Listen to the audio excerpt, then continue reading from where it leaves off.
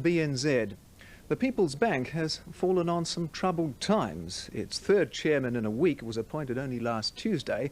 His two predecessors leaving under something of a cloud, both citing policy differences with the government, the majority shareholder. Following that came the disclosure that the bank expects a loss of $160 million for the first 10.5 months of this financial year. Also that its bad and doubtful debt provisions have been pumped up to $480 million. The man into whose lap this has all fallen is the new chairman, Pearson, and he joins us tonight. How serious, Mr. Pearson, is the bank's position? Well, no institution likes losing $160 million, or in fact quite possibly more by the end of the year, but it's got to be seen in the context of the shareholders' funds of $1,000 million and our total assets of $19,500 million, a lot of money.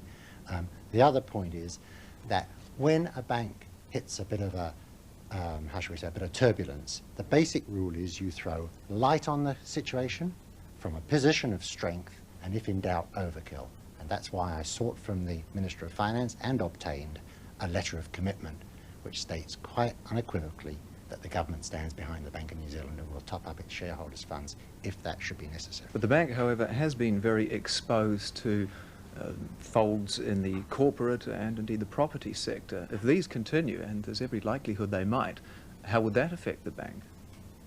Well, one obviously hopes the economic conditions in the country improve, and until I'm in a position to really understand the valuation bases that we're putting on our assets, and therefore the basis on which we're making our provisioning almost on a loan-by-loan basis, one really can't speak with full confirmation to you on the provisions we've made today. But you're also something of a business and economic commentator, not just the chairman of the bank. You would probably have as good a picture of anybody as to the economic outlook over the next 6 months of the year.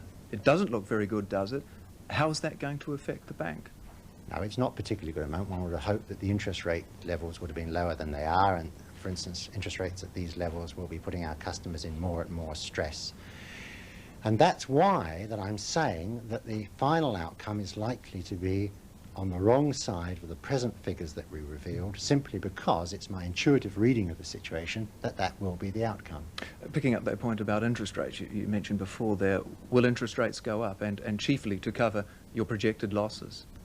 You mean to our customers? That's right. No, I mean we have a competitive banking sector. There are many, many banks, and we're just not in a position. I mean, you saw that some 2 or 3 months ago where we led the interest rates down and the others didn't follow, and we had to then put them up again. No, we're not in a dominant position in that respect. Well, the bottom line, I'm sure, as far as many people are concerned, the bank's customers, is whether or not their savings, their money is safe with your bank. Can you give them any assurance as to that? I can indeed. I mean, I can tell them the Minister of Finance has given us a letter saying that he is fully behind the bank, and one can't ask any more than that.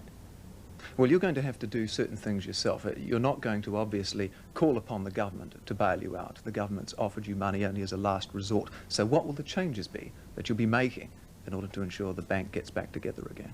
Well, initially, we're going to take advantage. I mean, the board are not professional bankers. The board will take advantage of overseas expertise, which in fact has been arriving in the last 24 hours, and I'm meeting with tomorrow, and we'll be consulting with them to see whether they have skills that we can introduce to the bank, working alongside management to, for instance, restructure some aspects of the bank. Looking at the reasons for some of the bank's problems, the Minister of Finance attributed much of it to the share market crash. But if that were the case, many other banks would be in your position. Isn't it perhaps a rather simplistic and easy explanation? Without being critical of the Minister of Finance, I probably agree with you. Does the bank bear some fault, in other words, for what has happened? I'm sure that is right. I mean, banking in New Zealand did some very excessive lending in the period 1984 to 87 post-deregulation. Was it imprudent? The amount of credit in the country doubled in that period, and it blew up the asset prices in property and in shares. The BNZ was in the middle of that thrust, and the benefit of hindsight, I think one's got to say that the bankers behaved a little bit like the farmers did in the rural sector. They got involved in very high-priced assets which didn't have the income streams underneath to justify the money. But the farmers are not necessarily those with that sort of financial expertise as the bankers. Perhaps it was imprudent, I suggest to you again, for the bankers to have loaded themselves in this way?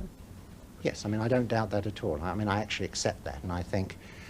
But what I'd say is this: I challenge anybody to show me a country in the history of the globe where the financial rules were changed so quickly as happened in New Zealand in 1984 without blood in the streets. And in that context, men running institutions like the bank, who had a training in a completely different environment over 20 and 30 years, were suddenly thrust into this new environment. Through no fault of their own, they found themselves in an area where the expertises required were different from in a highly regulated state. And to that extent, I would put that context on the imprudence, as you call it, which I don't dispute. Well, what were the directors doing all this time? You were one of them. I was a director from July 1986.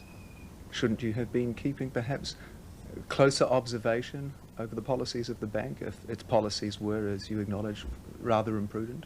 I'm sure I could have done my job better at the time, with the benefit of hindsight. What I'd say to you is this: 6 of the 7 directors were changed in the space of 2 to 3 years. And if I had to give any advice to anybody again, I think that kind of dramatic change in a directorship into a very complicated area like the largest bank in New Zealand is not the kind of large swings in continuity and expertise that one would ideally look for. Well, there has been also quite a lot of conflict within the directorate as well, hasn't there? This has transpired over the last couple of weeks. Will that infighting cease while you're chairman? I certainly hope so, and I won't be doing anything to inflame it this evening. Will it be possible for you to work with Mr. Campbell, who has been rather critical of your role in all this? Right. You yourself say he's the one that's been critical. It's up to him. I certainly hope so. Well, do you think it would be a more effective board if he went, as the government has urged him to do? I'll leave that to Mr. Campbell. I think the evidence for that decision should transpire over the next few weeks. Mr. McCampbell is saying that our losses, aren't going to be that great. I've hinted that they're even going to be greater than we suggested this week. Mr. Campbell, up until 10 days ago, was saying that we were going to make a small profit. I would have thought that when the evidence of those particular views came to light, Mr. Campbell will hopefully find the right course of action. Well, you clearly differed from his assessment of the situation. Back on February the 2nd, you and your now new deputy, Susan Lodgkin, wrote to the Minister of Finance, setting out what you thought was the case. We went to see him, actually. Were you at all seeking the job that you now hold? Well, not at all. We went to him to ask him to chivvy the board along to take the kind of measures that we intend taking now.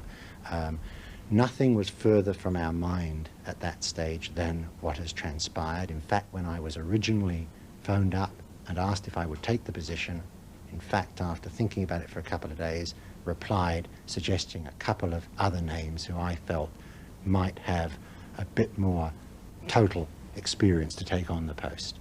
They came back to me and asked me to proceed with it. So, do you feel you have enough experience in either banking or management? I don't think I have the ideal experience, but I do think it's very important for someone who's been in the bank to, in fact, proceed rapidly now. And I think there are arguments against new people coming in who may need quite a lot of time to take their own view.